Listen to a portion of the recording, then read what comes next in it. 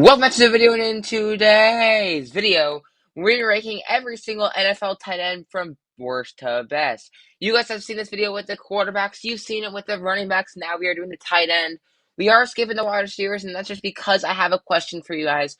When I do the wide receivers, do you guys want to see it as like wide receiver number ones, and wide receiver number twos, and wide receiver number threes? Or do you want to see it as an actual like core wide receiver, like the Bengals core? With like Boyd, Higgins, and Chase together, or do you want to see them separate? Comment down below and let me know.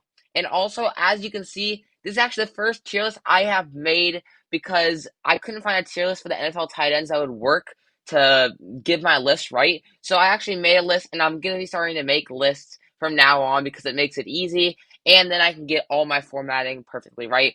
I put the pictures in landscape form. I don't know if it's going to look a bit different, but I'm trying it out. It looks kind of cool, I guess. I don't know, like the pictures of the actual players themselves. Also, I'm going to comment down below, or actually not comment down below. I'm going to put it in the description, this tier list, in case you want to try it out. So let's get straight to the video of ranking every single NFL 10 from worst to best. So, at number 32, and also at number 31, I am going to be putting the two rookies, Luke Musgrave and Michael Mayers, because legitimately with tight end rookies, I don't really watch college football. I have no clue who they are, and they weren't drafted in the first round. So with that kind of pick, I think Mayers was drafted higher, so therefore I'm going to put him higher. But overall, I don't really know much about these two players where I can put them high or low. I've seen some things in like training camp where they've been decent, but I don't know enough about these players to give them any more than they found here. So number 32, I'm putting Luke Musgrave, and number 31, I'm putting Michael Mayers. Next up, the actual tight ends now that you can actually get good pictures of. At number 30, I'm putting Juwan Johnson of the New Orleans Saints.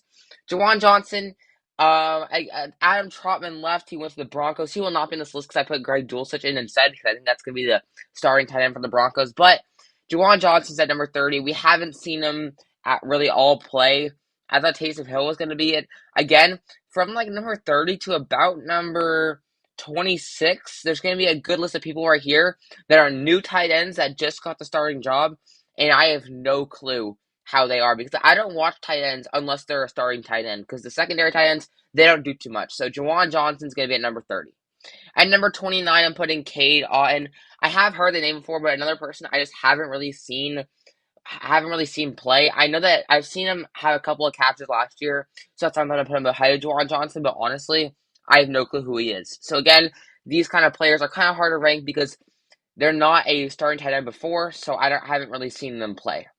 Next up, at number 28, I am putting Jake Ferguson for the Dallas Cowboys. Where is Jake? Jake, where is he? There he is, Jake Ferguson. At number 28, again, Cowboys might be able to progress him because they are pretty good at getting their tight ends in action. Obviously, Dalton Schultz left. He's the backup tight end. Again, haven't seen too much of him, but I'm going to put him ahead of those guys because at least I think he's going to have a better year than Cade Otton and Juwan Johnson. Next up, at number 27, I'm putting Brock Wright. Brock Wright was actually pretty solid when TJ Hawkinson left from the Vikings and he became the starting tight end for the Lions. He actually was decent with Jared Goff, and I'm putting him lower now because we haven't really seen him in a full season to see how he's going to do and how he's going to do next year. But I honestly don't think he was a terrible quarterback, running tight end, and I think he definitely has potential. Next up at number 26, the final tight end that I actually don't really know much about. It's gonna be Durham Smythe. Another tight end I just don't know much about. How good are these tight ends? I don't actually know because I haven't really seen them play before. Obviously the new tight end because Mike Gesicki is no longer there. Mike Gesicki isn't even on this list because I think he went to the Patriots and I put Hunter Henry over him because I think Hunter Henry is a better tight end than Mike Gesicki. I don't know who's going to start there, but that was my take. But Durham Smythe, I'm going to put at 26. Another tight end I know the name of, I just haven't really heard him, but I think he's going to be able to get him more involved in like Brock Wright or Jake Ferguson because I think in that organization and that play calling system, he's going to do a little bit better than those guys. So now we actually are starting the tight ends that we actually know. At number 25, I'm going to be putting Mo Alie-Cox. He's not a bad tight end, quite an underrated tight end if we're being honest. In the game. Like, he's just a solid, big, bulky dude. He's like 6'6", and he's like a slow Derrick Henry in a way. He's not Derrick Henry, obviously. He's not as good as Derrick Henry, but size-wise, he's a big dude that can truck you. He's always been pretty consistent, and I'm not putting him high because he always gets injured and he just isn't that good. But at least he can be a solid option for the Colts coming up this year. Next up, to round out this bottom list, at number 24, I am putting Okonkwo. I don't know how his first name. I'm not even going to try to say it, but I actually do like this guy a lot. When I think that Austin Hooper was injured or whoever played, I think it was Hooper. I'm not quite sure, but whoever played for them at the start for the Titans tight end, I think it was Austin Hooper. Then he got injured, and Okonkwo came in, and he played really, really good. I think first week he had like 2 touchdowns or something crazy like that. Like he was actually a solid option, and he actually was, I think, the Tannehill's main receiver. I mean, obviously not a wide receiver, but his main target in the throwing game for a little bit. So I'm gonna put him at 24, and I think he's better than these guys because he at least has showed it. Next up, we're gonna get to the next tier, 17 to 23, and at number 23, I'm gonna be putting newly acquired Irv Smith of I think not the Cleveland Browns, the Bengals. So there it is. Cincinnati Bengals. I actually think it's going to be quite decent this year because Hayden Hurst was able to play with the Bengals a lot higher than he did with the other team that he played for. I'm not quite remembering. But Hayden Hurst left now, and now Irv Smith's going to get an opportunity. I actually think he's going to be quite good. You can see the Bengals have developed tight ends a decent time, and they've given him chances like CJ Uzomah and also with Hayden Hurst. So I think Irv Smith's going to be a decent option. I don't think he's a horrible tight end by any means. He just needs the right system. Next up, at number 22, I'm going to be putting, speaking of the devil, Hayden Hurst. Where is he? Hayden, there he is. Hayden Hurst might be one of the most underrated tight ends in the game. When he was able to get passes, once he was able to be utilized actually, he was a really, really solid tight end for the Bengals a couple of weeks where he got like 80 yards on like 6 receptions. He's definitely a good tight end. He's a reliable option, a big target, and can block really well on the offensive side. The thing is he doesn't get used a lot, so you can't really rank him too high, but I think he's a super underrated tight end. Next up, at number 21, I'm taking Tyler Conklin. And I'm struggling to find all these guys. There he is. I used at the start. Tyler Conklin.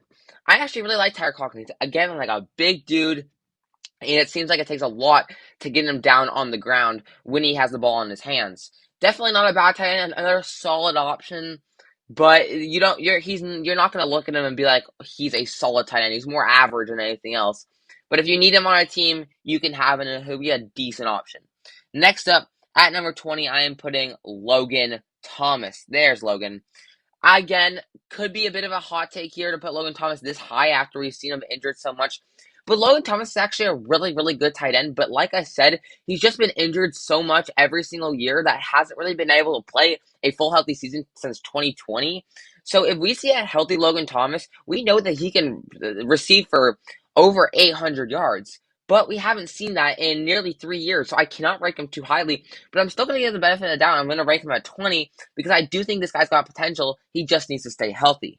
Next up at number 19, I'm putting Noah Fant. I really do like Noah Fant. Seattle just doesn't utilize him to his full capability. In Denver, he was a top 15 tight end in the game. Now I think he's going to slide in right at that number 19 spot because he isn't used anymore. The Seattle Seahawks have DK, Jackson Smith-Njigba, and Tyler Lockett. So realistically, how much is he going to be used because there's so many options around him, but I think he's a very, very solid tight end. Next up, at number 18, I'm putting Greg Dulcich. I think this guy's got a ton of potential. I'm putting him instead of Alec Oken, however you say him.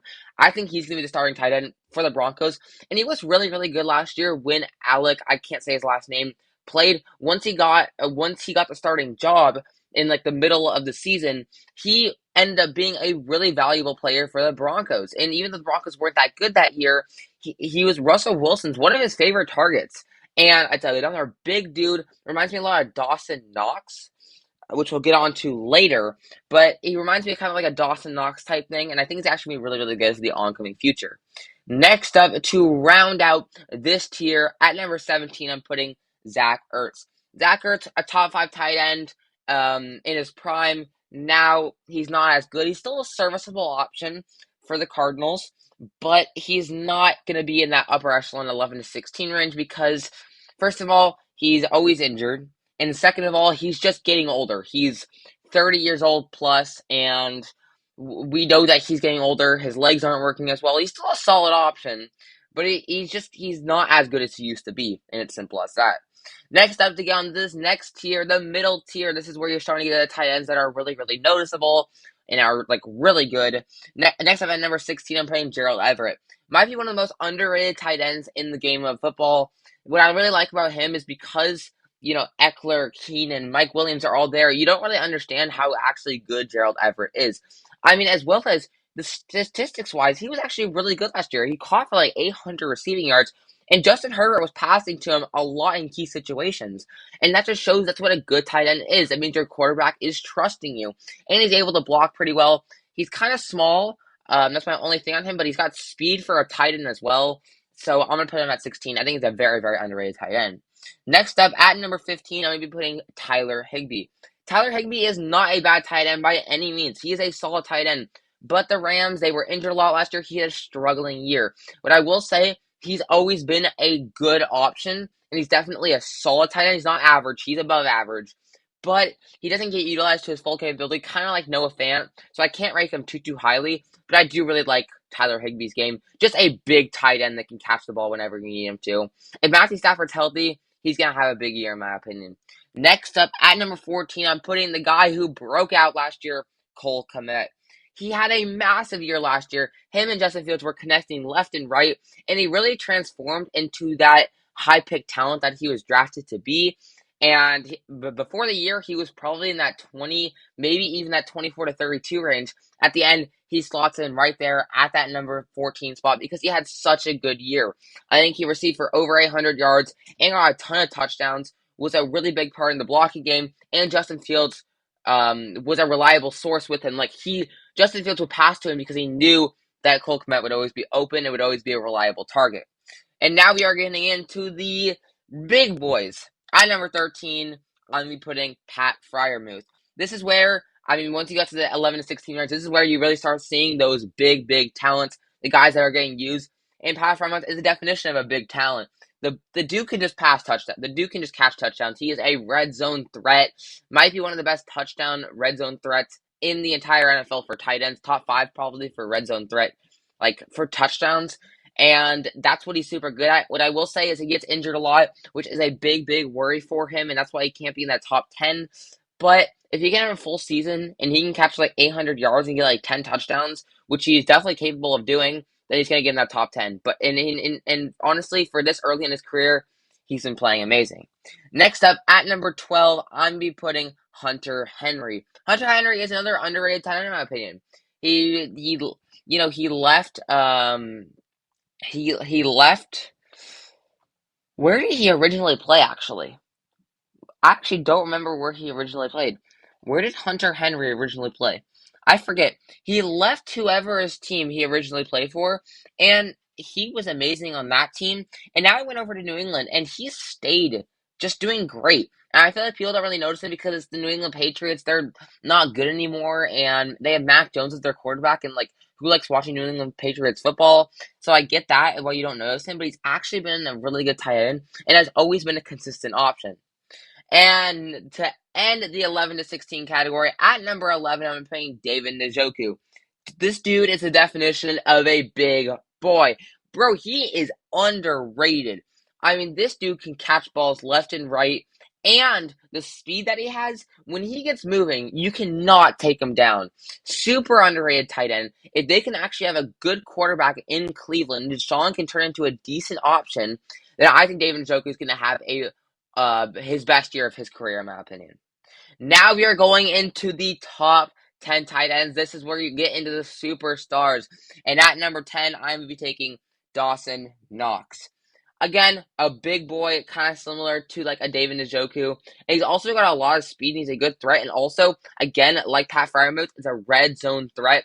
Josh Allen loves to throw to him. He's a consistent option. He might get you 2 recs, 40 yards, and 2 touchdowns, but he's going to end up valuing for 14 points because 2 touchdowns, and he's going to be worth it. So maybe yards isn't great, but he's when Josh Allen needs him, he's there. Next up, at number 9, I'm going to be going with Evan Ingram. A breakout year for Evan Ingram, just similar to Cole Kmet, even though I think Evan Ingram had a better year for Jacksonville. I mean, he had a game where I think he got like 175 yards and like 3 touchdowns, and it wasn't even the start of the season that was his best part. The end of the season was when he was crazy. I think he received for over 1,000 yards. Maybe I'm wrong about that. I'm not quite sure, but I think that number 9 is a great spot for him because you can't jump the gun on him just because he had one good year because he was horrible for the Giants. But seeing how is doing for Jacksonville, I think he's going to be a really good option for Trevor Lawrence in the oncoming future because he's still young. He's still a pretty young tight end. Next up, at number 8, I'm taking the Houston Texans newly acquired Dalton Schultz. Schultz is the option of a consistent tight end. He knows how to run routes. He knows how to get open in situations. And we'll see how he does with CJ Stroud, if he's going to utilize him or not. I expect him to. But when he was with Dak, he was always a good option for Dak, and he would always seem to be open. It'd always be like a Travis Kelce type thing where he'd take a little cut, have a good route, and get there and get a 10-yard catch. And it seemed like that was just happening over and over again. Dalton Schultz, one of the more consistent tight ends in the NFL. He's going to slot in at number 8. Next up, at number 7, I'm taking Kyle Pitts. And that might shock some people that I'm putting him this low.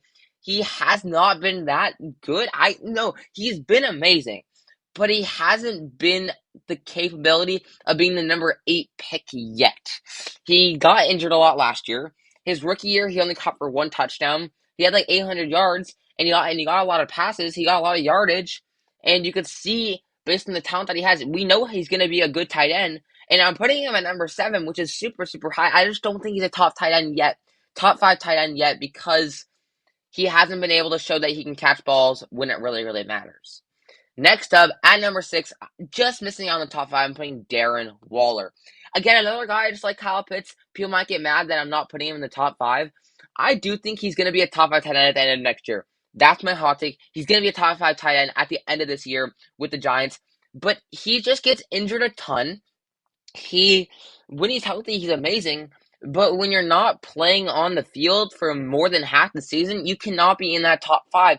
And you can see the 5 players in this list, it just are more healthy than him, and they can show that they can play for a longer period of time and still be as good. If Darren Waller can have a fully healthy year, he will undoubtedly be in the top 5, and I think him and Daniel Jones are going to be quite well. I think the Giants are really going to fit well with Darren Waller. I think they're going to be really, really good next year. For Darren Waller with Daniel Jones, I think those two are going to be a good duo. Next up, we are going into our top 5, and at number 5, I have Dallas Goedert. Maybe people are going to be mad that I'm putting Darren Waller behind Dallas Goedert, but Dallas Goedert is still an amazing talent. I mean, when Zach Ertz left, you thought it was a downgrade, and then you realized that you had Dallas Goedert, who would evidently maybe even be better than Zach Ertz, maybe not prime, but maybe more consistent, and Dallas Goedert hasn't really been injured that much. Jalen Hurts loves to throw to Dallas Goedert. And again, just like a Dawson Knox, he's always a consistent option for Josh Allen with Dawson Knox and Jalen Hurts with Dallas Goedert. He's, again, a good, consistent tight end, and he's always healthy for the most part. And next up, we got at number 4, we got TJ Hawkinson. This dude is just unreal. He was amazing in Detroit, and you didn't think he could get better, but then he went over to the Minnesota, a rival team, and just got better. I mean, he was Kirk Cousins' favorite target in the last 5 games this season. No doubt about it. Not even Justin Jefferson. It was TJ Hawkinson. He averaged like 150 yards a game. It was ridiculous. And you could see that Kirk loves him. He's, again, a big dude, but he can also run fast. He can block very, very well. He is going to go at number 4, and he's a monster. He's a definition of a giant. Next up, at number 3, I'm going to put Mark Andrews. Mark Andrews could be at number 2. He doesn't stay healthy enough, and last year was a big, big downgrade for him, so I don't think he's number 2. Maybe like 2 years ago he was. Not right now. He's not quite number 2 now, but he's still an amazing talent. I think with Lamar Jackson being hurt and having Tyler Huntley brought in, that did not help his case to get his yardage and his touchdowns up. But we know how good he can be. I know he had a down year last year, but I'm still going to put him at 3 because his talent is still through the roof. And who am I going to put at number 2? George Kittle, Travis Kelce. At number 2, I'm putting George Kittle. George Kittle is amazing. He is incredible. He's on my favorite team. I love him to death. He is amazing. Not only can he block at an insane level, when he has the ball, you cannot take him down. And when he is in stride, you're not catching up to him. And he can also run amazing routes. The only problem with George Kittle is that, yes, he does get injured. But this year, he actually had a fully healthy year for the most part. Again, he was healthy for most of the year, and it showed in his statistics that he can be an amazing talent if he's healthy, and he actually was able to stay healthy, and it was so nice to see him be so incredibly good. And he's another guy. He has fun with the game, and he's an absolute beast. And at number one, it feels like for the 10th year in a row, it's Travis Kelce. Not much to talk about here. He is obviously the best tight end in the NFL. Maybe probably the most consistent. He gets over 1,000 yards every single year. Mahomes in that Kelce connection is ridiculous, and that Andy Reid can really help him exploit his game. And without a doubt, Travis Kelce is the best tight end in the NFL. Probably the best route runner, and he can also get going like George Kittle, where you're gonna have trouble tackling him. Not bad in the blocking game, and without a doubt, he's the most consistent. He's the best tight end in the NFL. And that's my list of ranking every single NFL tight end from worst to best. For a recap of ranking every single tight end, at number 32, we have Luke Musgrave. At 31, Michael Mayers. At 30, Juwan Johnson. At 29, Cade Otton. 28, Jake Ferguson. 27, Brock Wright. 26, Durham Smythe. 25, Mo Alie-Cox. 24, Okonkwo. 23, Irv Smith. 22, Hayden Hurst. 21, Tyler Conklin. 20, Logan Thomas. 19, Noah Fant.